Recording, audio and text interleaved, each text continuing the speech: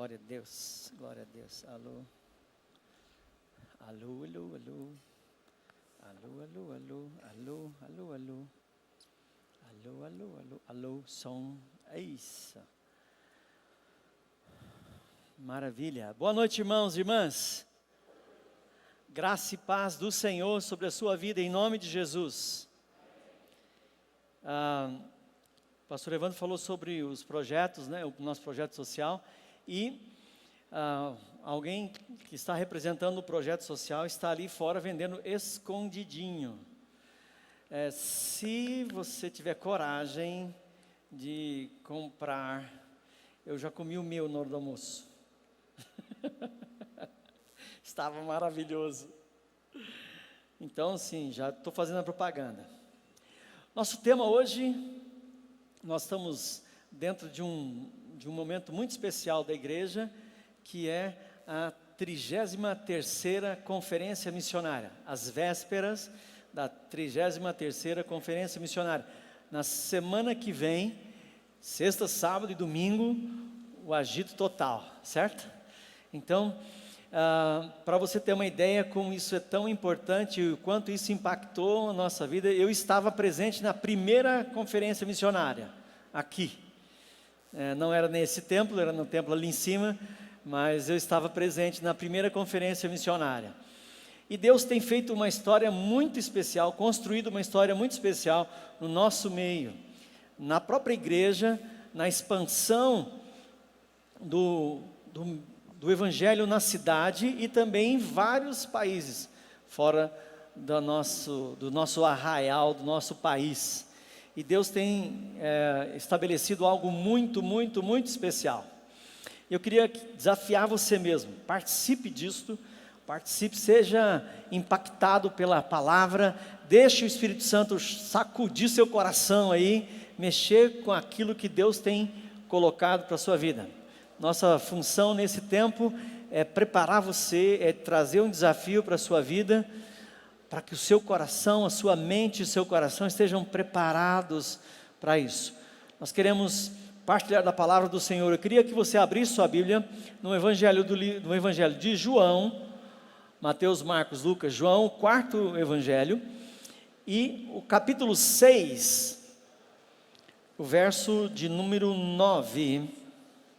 Nós vamos ler apenas um versículo e você conhece bem esse texto, você sabe bem dele e ele vai ministrar o nosso coração. João, capítulo 6, verso 9, diz assim a palavra do Senhor: aqui está um rapaz com 5 pães de cevada e 2 peixinhos, mas o que é isto para tanta gente? Essa é a pergunta de um discípulo de Jesus chamado André, irmão de Pedro, Simão Pedro. Esse texto é tão especial, porque ele ministra o nosso coração, ele nos ajuda a entender um pouquinho do propósito que João escreveu, o evangelho dele. Por que João escreve? João escreve para mostrar quem era Jesus. E do capítulo 1 até o 12º do evangelho de João, o evangelista está mostrando que Jesus, ele é o Cristo Messias, que veio de toda a tradição do judaísmo, de toda a tradição desde o Antigo Testamento até aquele momento. Ele é a revelação do amor do Pai para a nossa vida. Ele é aquele que estava desde o princípio. E tudo foi feito por ele, e sem ele nada do que foi feito se fez. Ele é a expressão exata do Pai. Bom, essa era a preocupação do capítulo 1 até o 12º, do capítulo 13 até o 21, João está mostrando para os gentios que começaram a conhecer e a ver quem é Jesus, que Jesus é o Filho do Deus vivo. E aí nós temos a entrega desse Filho de Deus que morreu, mas ressuscitou, e vivo está. Essa é a grande afirmação do Evangelho. Quando nós temos lá nos capítulos 19, 20 e 21, toda essa história desenrolando, mostrando que Jesus está vivo, se revelando aos seus discípulos. Essa é uma ideia para a gente poder entender e conhecer um pouco do Evangelho.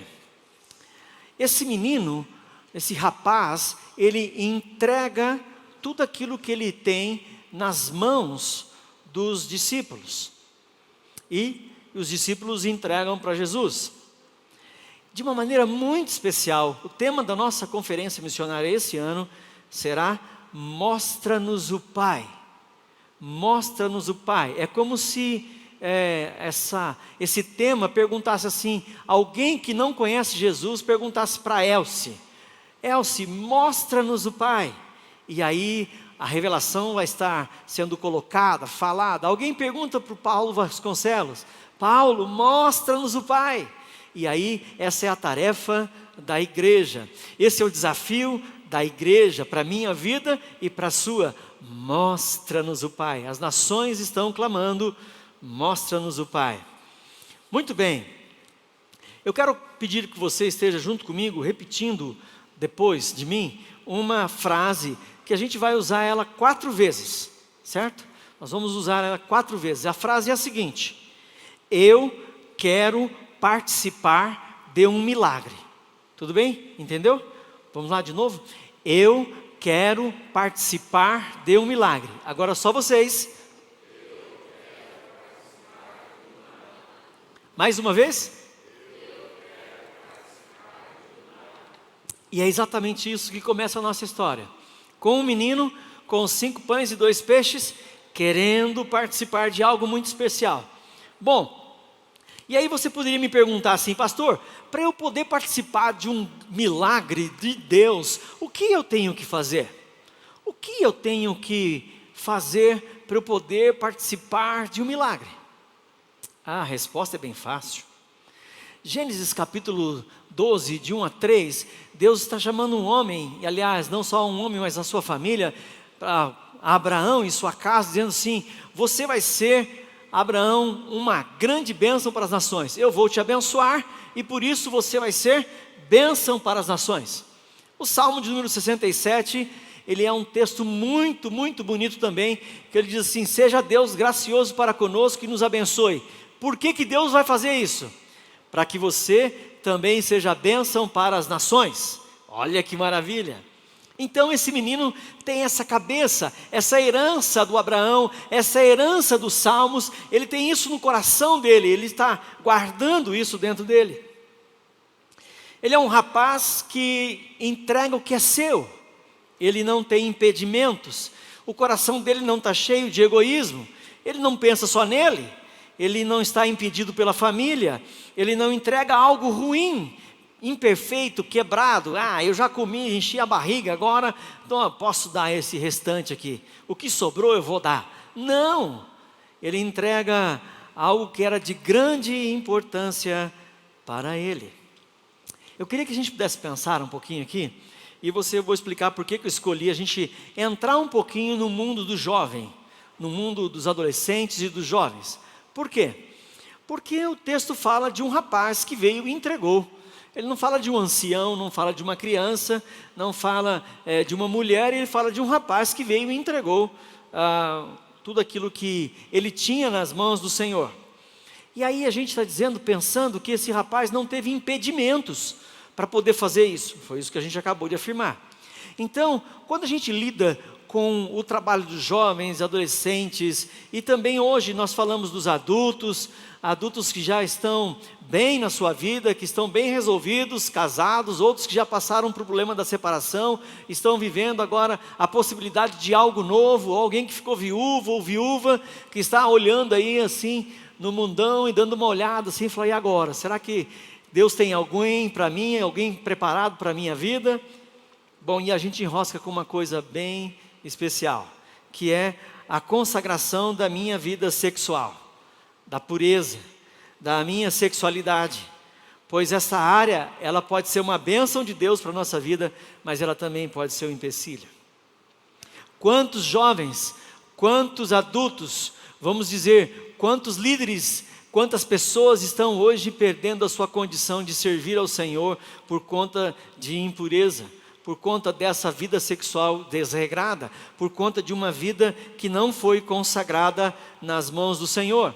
E aí tem gente que diz assim, não, o pastor fala que não pode ter sexo antes do casamento porque a igreja não permite. Não, não é isso. Eu honro a Jesus com a minha pureza. Os desejos sexuais são meus, mas eu os entrego na mão do Senhor. Eu honro o amor, o sacrifício de Jesus por mim na cruz. Há um reconhecimento do valor desse sacrifício para o meu coração e para o seu coração. Então eu não faço porque é uma regra que não pode fazer. Não, eu não faço por amor ao Senhor. Eu também não faço por conta de honrar meus pais, de honrar a minha intensidade e os meus desejos, eu consagro na mão do Senhor. E honro o meu pai, os pais da minha namorada, ou do meu namorado, ou os meus sogros e sogras, né? Eu consagro a Deus por conta desse processo de relacionamento. Nós queremos viver a intensidade, nós não queremos que nada, absolutamente nada, possa nos impedir de nos envolver com isso. Eu não faço sexo antes do casamento, ou sexo fora do casamento, porque eu não quero, ou porque simplesmente alguém disse que é pecado, mas porque eu quero glorificar a Deus com a minha vida, e não ser pedra de tropeço, escândalo para a minha vida, e nem para a igreja da qual eu sirvo. Quantas vezes, quantas situações, quantos ataques das trevas do diabo ele veio contra a minha vida e também contra a sua, especialmente em 3 áreas bem distintas: sexo, dinheiro e poder, autoridade, controle. Eu quero, eu faço, eu mando. Quantas vezes isso mexe com a nossa história? A maneira como eu lido com a minha sexualidade honra a Deus e também honra aqueles a quem Deus ama e serve.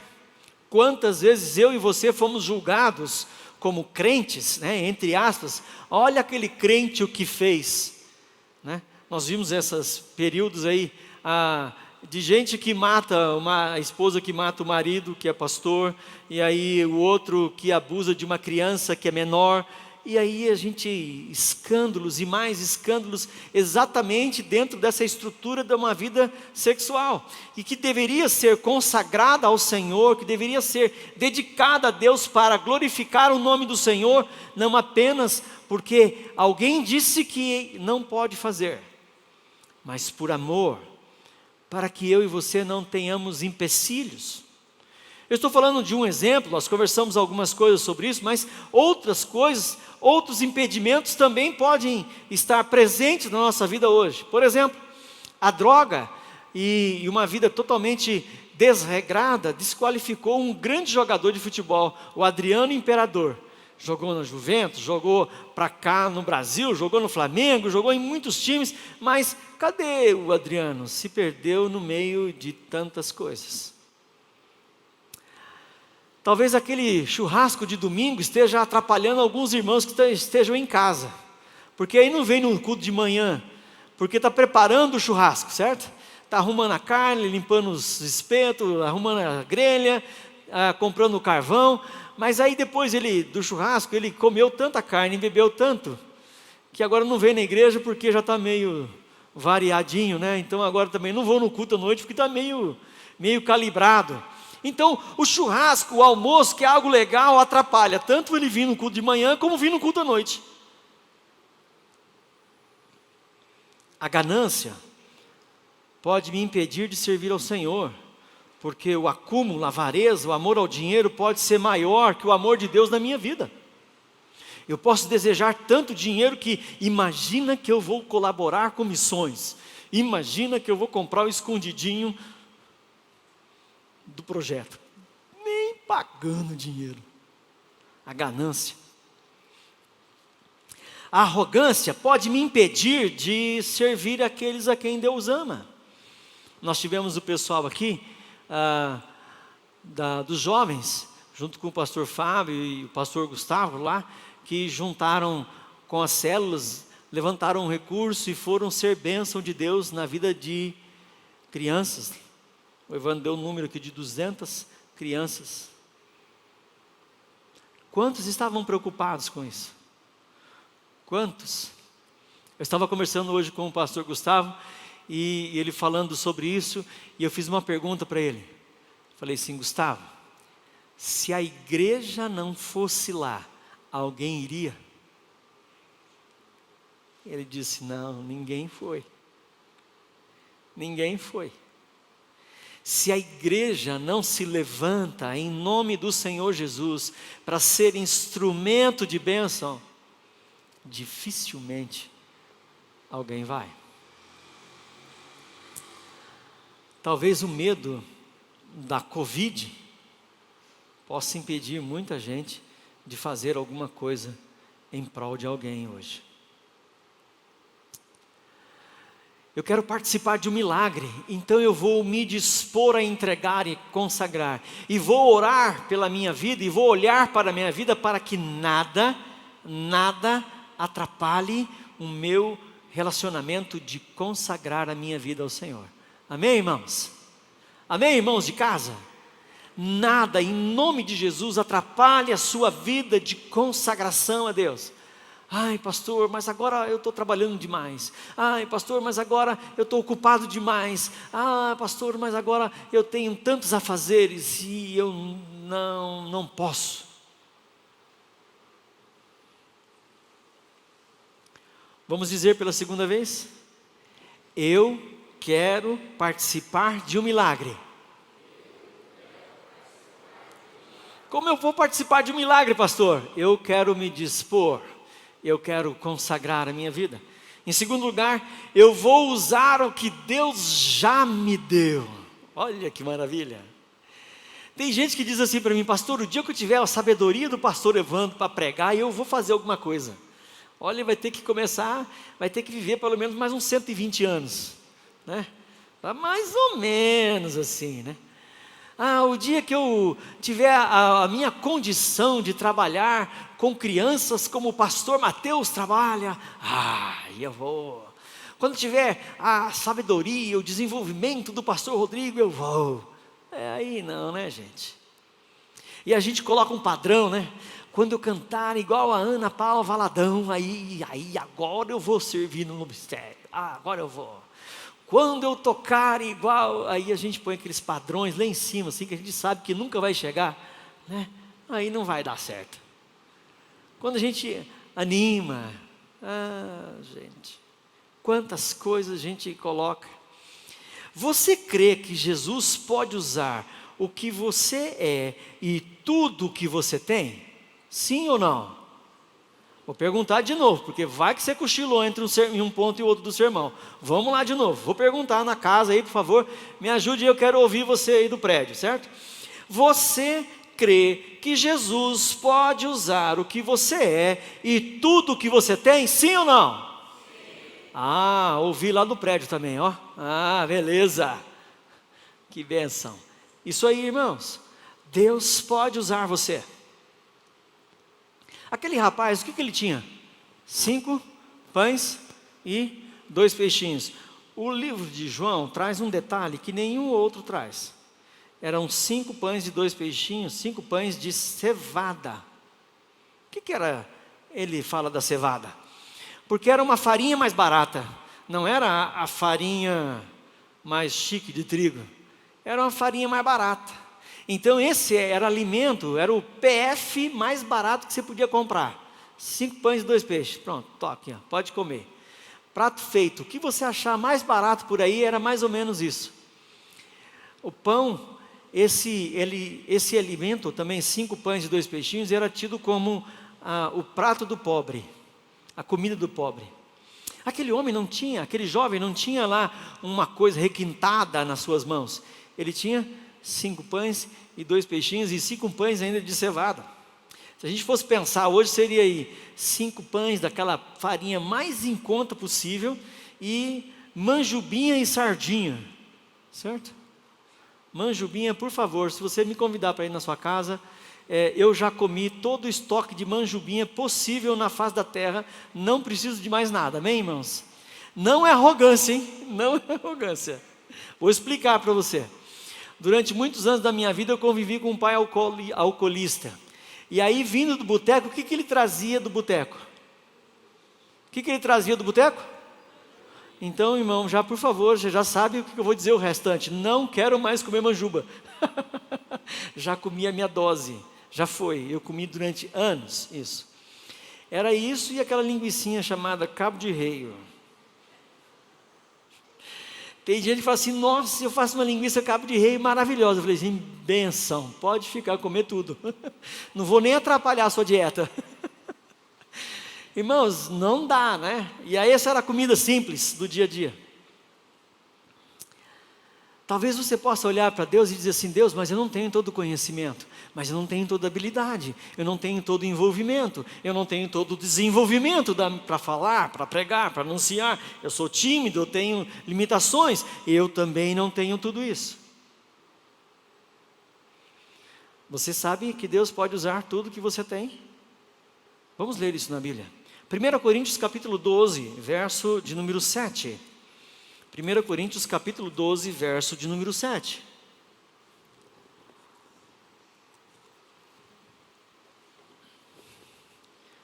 Diz assim: a cada um, porém, é dada a manifestação do Espírito, visando ao bem comum.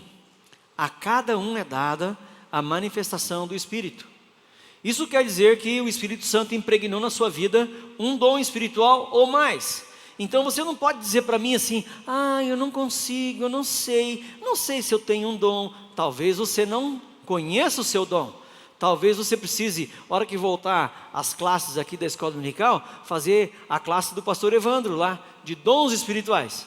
Para você conhecer, mas você tem. Porque o Espírito Santo colocou isso em cada um. Cada um que creu, o Espírito Santo plantou ali um dom espiritual. Pelo menos um. 1, 2, 3, isso depende do ministério ou dos ministérios que o Espírito Santo também vai desafiar você a ter. Talvez você possa dizer assim, pastor, eu não tenho dom espiritual. A minha vida, o Senhor não sabe como é que foi a minha vida. Sofrimento atrás de sofrimento, dureza atrás de dureza. Então, talvez eu não sirva para testemunhar o nome do Senhor Jesus, porque eu só tenho dificuldades. Abra sua Bíblia em 2 Coríntios, segunda carta de Paulo aos Coríntios, o capítulo 1, os versos 3 e 4. Suas lutas, suas dificuldades. De manhã eu tentei cantar aquela música assim, lembra daquela música da Batista da Lagoinha? Quantas lutas, quantas dores no deserto pareço estar, certo? Tem hora que tem gente que canta essa música assim, pastor, vim tão quebrado, mais quebrado que arroz de terceira para a igreja, destruído mesmo.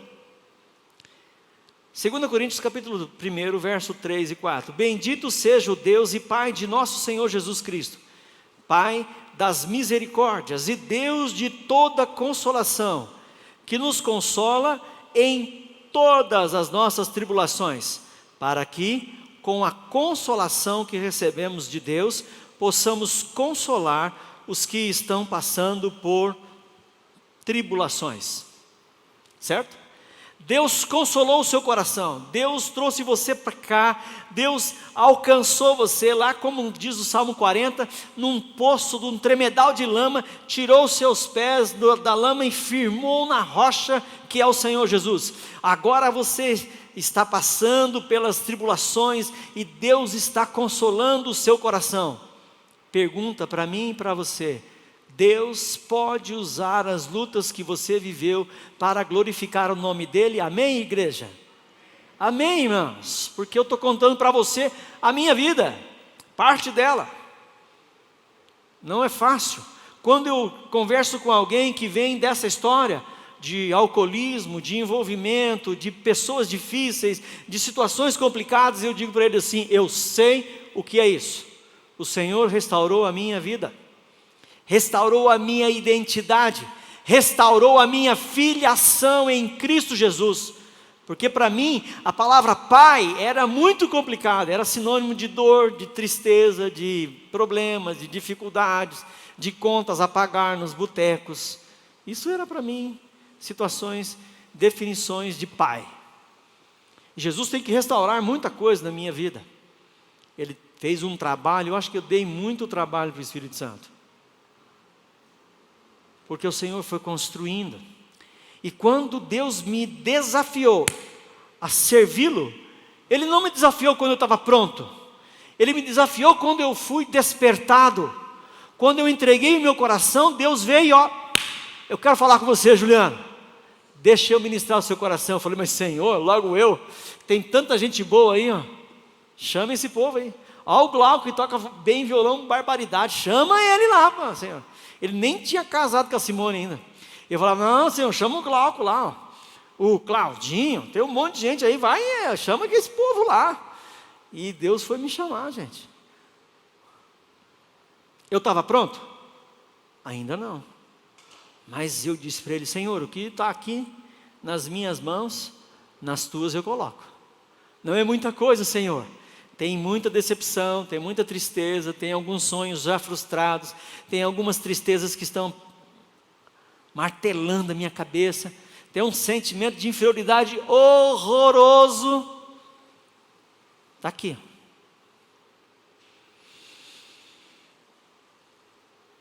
Mas eu disse, Senhor, o Senhor pode me usar. E aí eu fui conhecendo a Bíblia, e fui desafiado por 1 Coríntios capítulo 12, eu quero desafiar você, 2 Coríntios capítulo 12, versos 9 e 10, preste atenção nesse texto, a gente acha que é só uma coisa que esse texto fala, mas ele fala de várias coisas. 2 Coríntios capítulo 12, versos 9 e 10, diz assim, mas ele me disse, minha graça é suficiente para você, pois o meu poder se aperfeiçoa na fraqueza.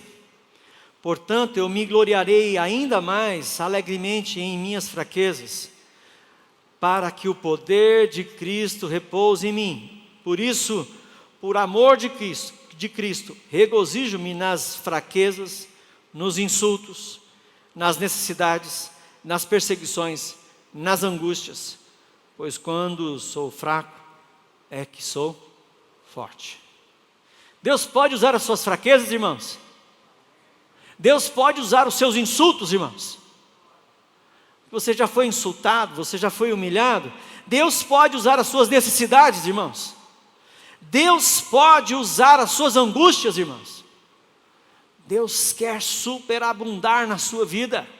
Em meio à fraqueza é que sou forte. Deus quer usar o que Deus deu a você. E a gente fica preocupado com aquilo que a gente não tem. Os discípulos falaram para Jesus, Jesus vai precisar de 200 denários para comprar pão para todo mundo. E é um pedacinho só. Eu perguntei sobre dinheiro. Eu fico pensando se Jesus fez outras perguntas que não estão no texto. André, eu falei alguma coisa sobre dinheiro? Não, Senhor, mas assim, a gente não tem o recurso. Eu perguntei alguma coisa sobre dinheiro? Eu só disse para vocês darem comida. Senta o povo aí. Senta todo mundo, aquieta o coração. Traz para mim o que você tem que eu vou abençoar. E a bênção do Senhor faz prosperar. Certo, irmãos? A bênção do Senhor prospera, a bênção do Senhor abunda, libera, derrama, transborda. A bênção do Senhor faz isso. Sem a bênção do Senhor, eu e você lutamos, batalhamos e não conseguimos nada. Mas quando o Senhor abençoa, é diferente. Volta lá para João capítulo 6, o verso 11, preste atenção o que esse texto diz. João 6, 11.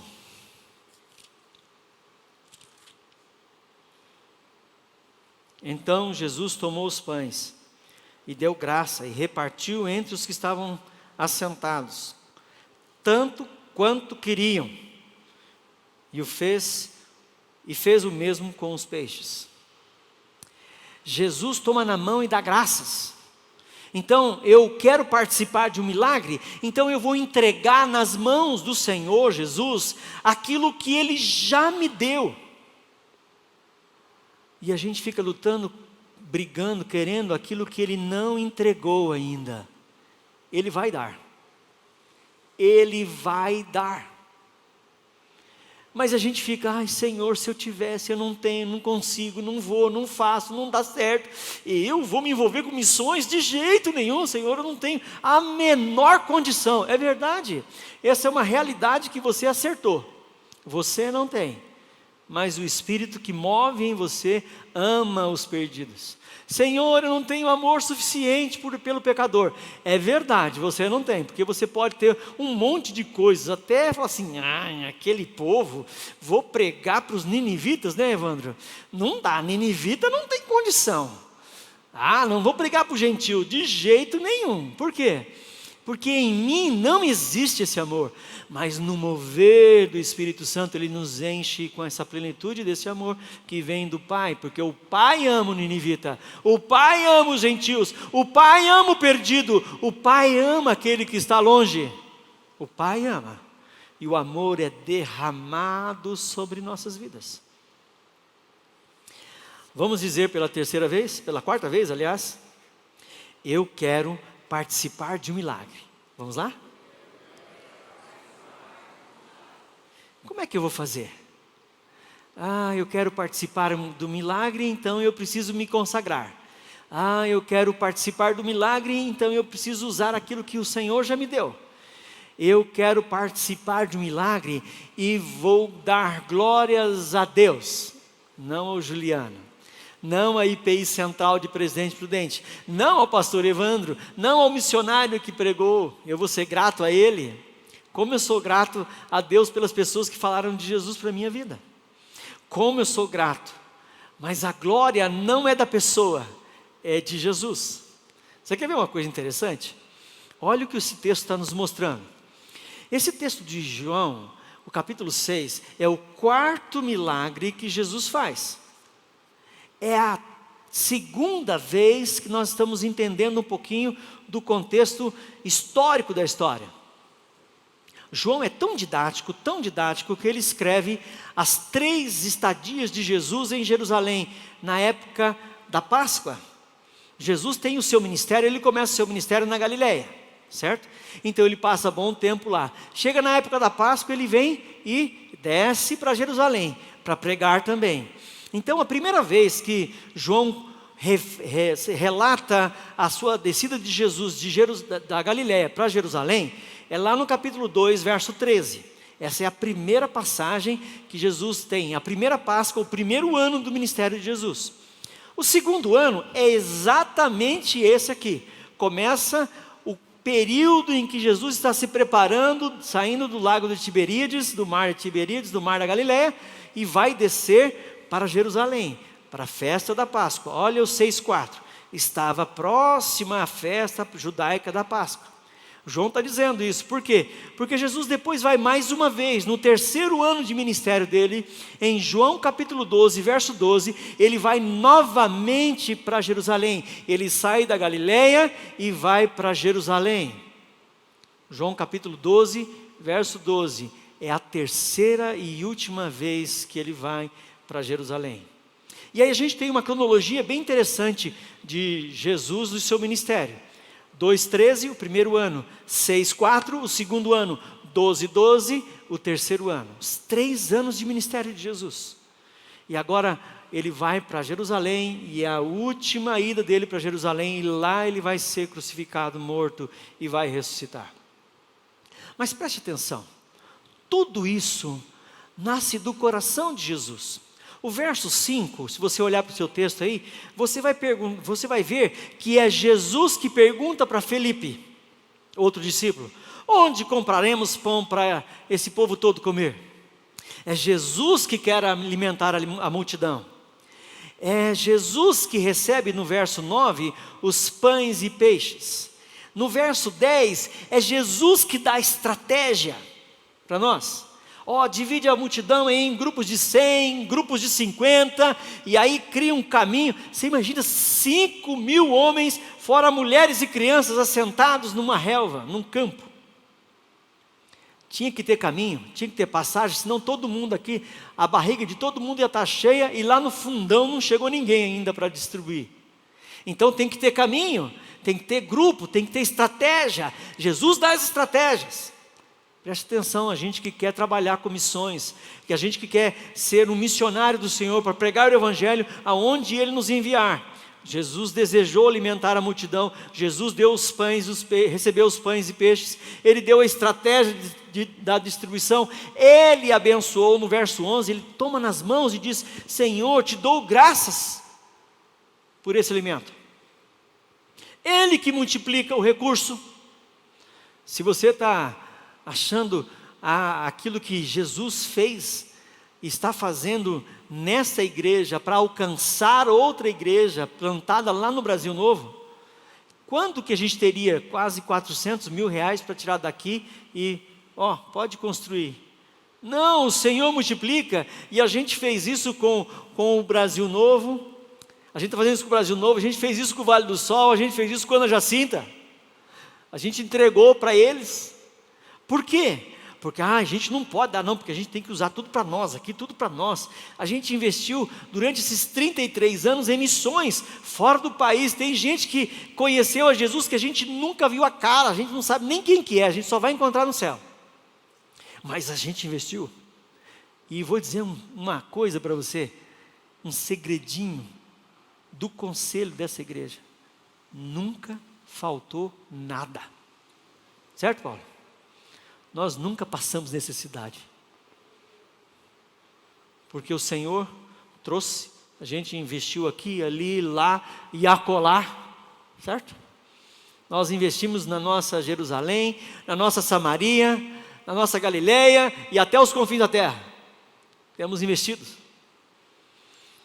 e o Senhor tem multiplicado, porque é tudo colocado nas mãos dEle, e Ele agradece e partilha. Verso 11, Ele deu para comer o quanto eles queriam. A conta do Felipe era assim: 200 denários não dá para comprar um pedaço de pão para cada um. Eu acho que quando alguém come até encher o buchão, né, até ficar satisfeito, bem cheio, ele devia gastar pelo menos uns 600 denários. Se um pedaço dava para 200, 600 daria para dar uma forradinha boa no estômago. Ele mandou recolher o que sobrou. Jesus manda recolher o que sobra, porque nada do que sobra se perde. Outro dia eu fui pregar lá na IPI do Vale do Sol, e cheguei e dei uma olhada, tem uma caixa de retorno, eu dei uma olhada naquela caixa de retorno, eu falei assim: eu conheço essa caixa de retorno aqui, ó. Sabe por que eu conhecia? Porque fui eu, no tempo em que eu tomava conta do grupo de louvor da igreja, fui eu que mandei fazer aquela caixa. Eu fui lá junto com o rapaz, desenhamos o modelo, e ele fez do jeito que a gente queria, e a caixa de retorno está lá. Hoje a gente não está usando aquela caixa aqui mais, mas então ela foi para onde? Ela foi para onde estava começando o trabalho, ela foi para lá. Hoje, daqui a pouco eles vão começar a esticar os olhos dele para outros lugares, e vão investir também em outros lugares. E é assim que Jesus faz. Nada se perde, irmão. Não é para, comeu, acabou, joga fora. Recolhe, 12 cestos cheios. Verso 14, vamos ler junto comigo?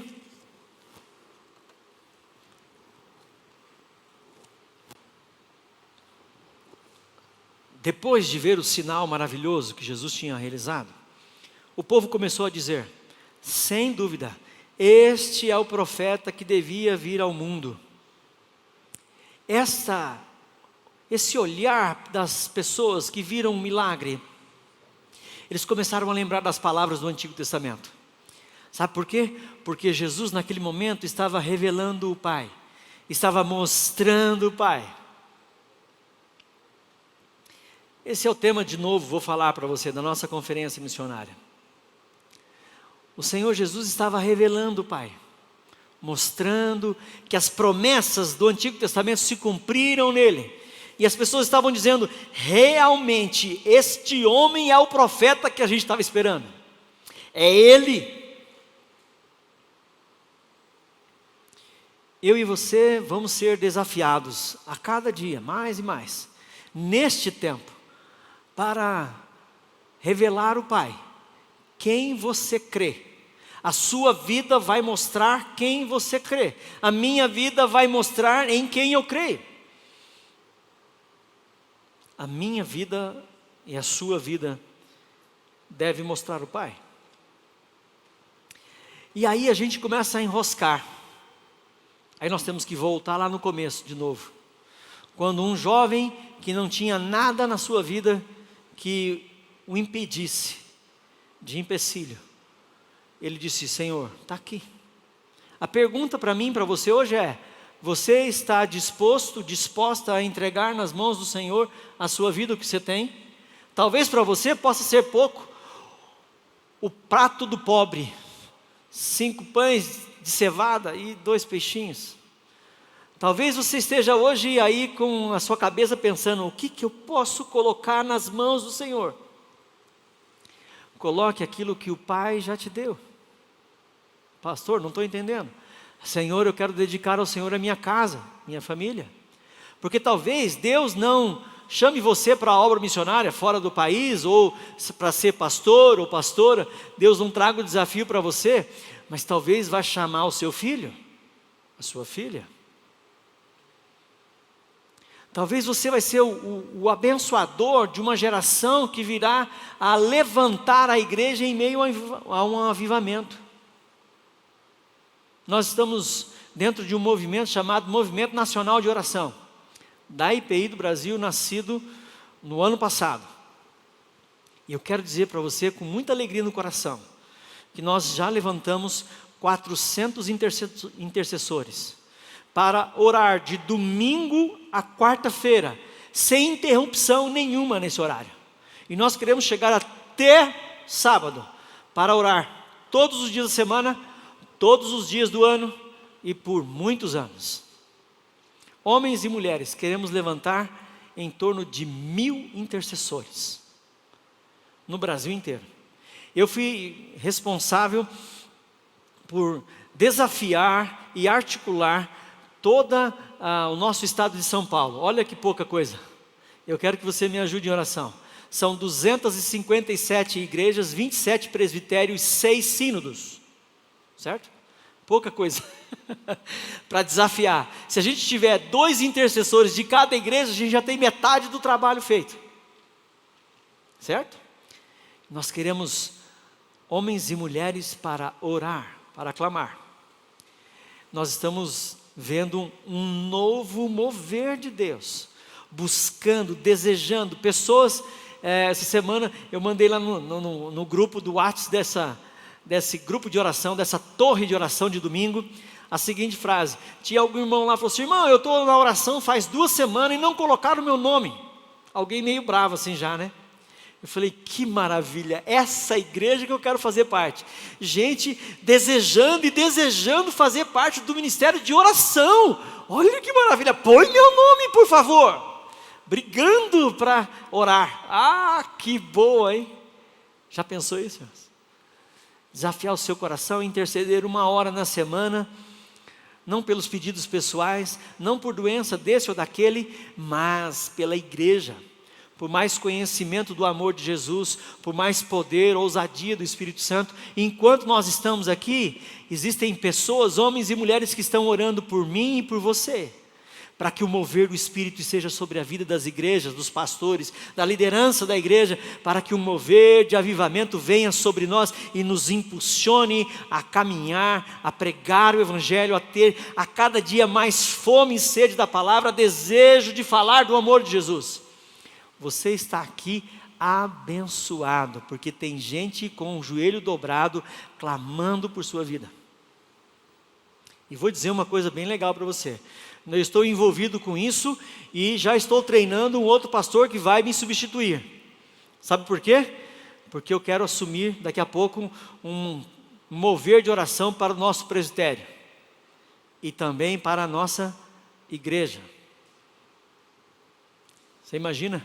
Nós temos mais ou menos hoje, segundo nossa estatística, 1.300 membros, né, Ivan? Já dá para ter uma torre de domingo a domingo, só da igreja aqui. E cada irmão vai orar 1 hora na semana. E cada irmão vai dedicar a sua vida para orar. Não pelos pedidos pessoais, não pelo dízimo da igreja, mas pelo sustento da obra. mas pelo mover do Espírito, mas por mais conhecimento da palavra, por mais amor, por mais dedicação, por mais consagração da minha vida, para que nada atrapalhe aquilo que Deus quer fazer na minha história e na sua vida. Amém, irmãos? Eu quero encerrar com você, fazendo um grande desafio. O pessoal do louvor pode chegar aqui. Eu quero falar de um acampamento que nós pregamos aqui da nossa igreja. E a moçada estava tudo animada no acampamento, e foi realmente um acampamento abençoador. E no final, na última mensagem, eu estava programado para pregar uma outra coisa, e Deus começou a inquietar o meu coração, para trazer uma palavra para aqueles jovens e adolescentes, que chacoalhou o coco deles. E a palavra foi a seguinte: eu falei, vamos pensar o seguinte, olha, eu não estou falando com vocês, eu não quero falar com vocês agora. Aquela moçada, quase 300 jovens ali naquele acampamento. Eu falei, olha, eu não quero falar com vocês agora, eu quero falar com a próxima geração que vem depois de vocês. Eles não ficaram muito perdidos. Eu falei, não, segura aí, eu vou orar para que todo mundo case, tenha filhos, então, por favor, eu vou falar com a próxima geração. Em nome de Jesus, não atrapalhe a próxima geração, certo? Ele falou assim, mas como, pastor, não atrapalhe? Eu falei, porque tem hora que o meu péssimo exemplo pode atrapalhar a próxima geração, que a minha falta de envolvimento com a igreja e com o mover do Senhor não desperte no coração dos jovens, das crianças, dos adolescentes, a um desejo de servir a Deus, porque, meu pai não faz nada na igreja, minha mãe não está nem aí com o negócio da igreja. Então, por favor, em nome de Jesus, não atrapalhe. E fui ficando enfático com eles e duro com eles. Até que um lá chegou e gritou no meio do culto lá, pastor, eu não quero atrapalhar. Eu falei, então vem cá que nós vamos orar por você. Irmãos, é isso. Esse é o grande desafio. Deus está te chamando. Jesus poderia fazer de pegar um monte de pedra lá e falar assim, pão, pode partilhando pedra e dando pão para o povo, certo? Até Jesus pegar na mão era pedra, a hora que ele partilha, vira pão. Ele pode fazer isso? Pode, claro que pode. Mas ele permitiu que um jovem rapaz, desconhecido, que não tem nem o nome dele na Bíblia, porque a glória é de Jesus mesmo, pudesse participar de um milagre. Eu quero convidar você, em nome de Jesus, a também ser um homem, uma mulher, que participe de um milagre, que seja impactado por um milagre, em nome de Jesus, que não atrapalhe a próxima geração, que o Senhor quer levantar de adoradores, de homens e mulheres que estão prostrados diante do Senhor e querem servir ao Senhor de todo o seu coração, sem ganância, sem impedimento, sem envolvimento com sexualidade deturpada, dentro e fora do casamento. Em nome de Jesus, nós precisamos de homens e mulheres consagrados no altar do Senhor. Amém, irmãos? Queria convidar você a ficar em pé.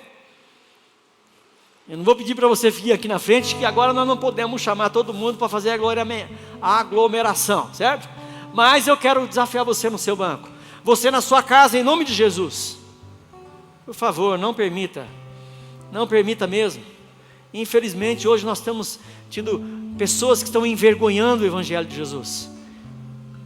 Eu quero convidar você a cantar e se consagrar para a glória do Senhor. Depois do cântico nós vamos orar.